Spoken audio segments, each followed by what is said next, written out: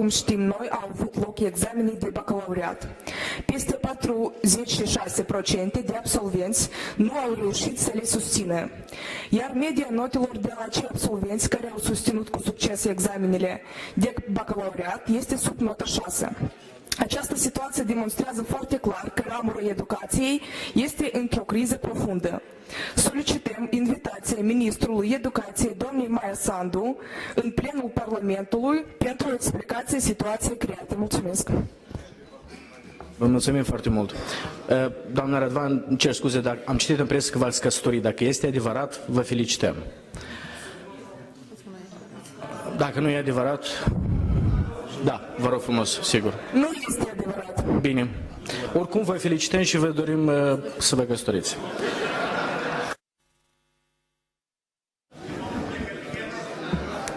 Pun la vot propunerea făcută din partea colegilor din fracțiunea socialistă.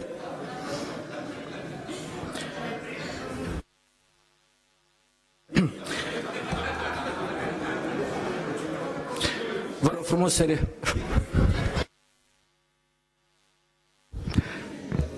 să revenim la lucru.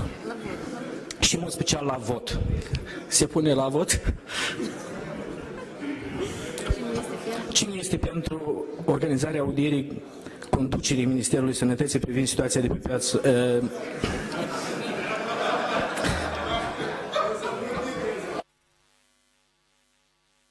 Dragi colegi, vă rog frumos să ne mobilizăm și se pune la vot organizarea audierilor conducerii Ministerului Educației privind promovarea examenelor de bacalaureat de către elevi în cadrul instituțiilor de învățământ de Republica Moldova. Cine este pentru, vă rog frumos să votați. Numărătoriu, vă rog frumos rezultatele pe sectoare. Sectorul 1, 22. Sectorul 2, 20. Sectorul 3-0.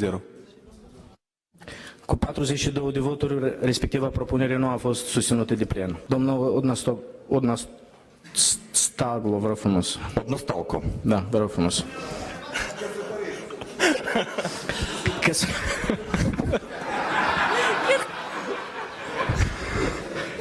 Căsătoriți sau nu?